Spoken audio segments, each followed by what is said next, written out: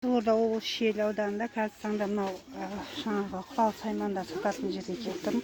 Енді айтайын дегенім, мынау Нарымбетов саған айтатын.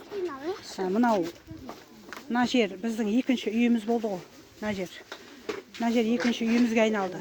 Ана газ баллондардың, Қытайдың резинкесін, редукторларын бәрін жөндеп неге салып халыққа қызмет етпейсің, қаншама тендердан ұтасың. А біз 2,5 мыңнан такси жалдасақ, мына жерден қаншама запчасть аламыз. Еще мына жер екінші үйімізге айналды. Мына жер Нарымбетов босат орныңды. Нарымбетов деген кәсіпкерге тендердан ақша бөлмеуді сұраймын.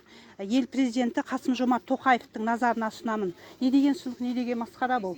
Олар жаңағы джипті мінеді, коттеджін соғады, тендердің ақшасын алады. Алайда біз циган болып қаңғып жүреміз. Осы жаңағы Нарымбетов деген Қызылорда облысында отырған жаңағы тендерчик, жаңа кәсіпкер, газдың кәсіпкері, сол кісіге ешқандай қаражат бөлмеуді сұраймын. Мынау прокуратураның назарына, облыстық прокурордың назарына ұсынамын.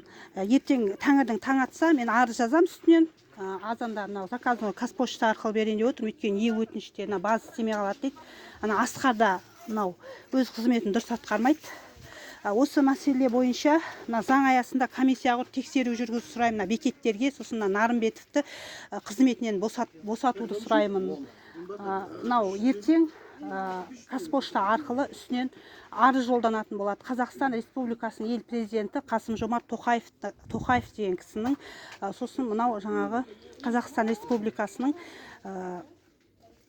прокуроры, сосын жоғарғы сотқа хат жолданатын болады. Өйткені себебі біз мұқтаж отбасылар, инвалидтер, осал топтар АСП да алмаймыз, өте қиналып жүрміз қатты.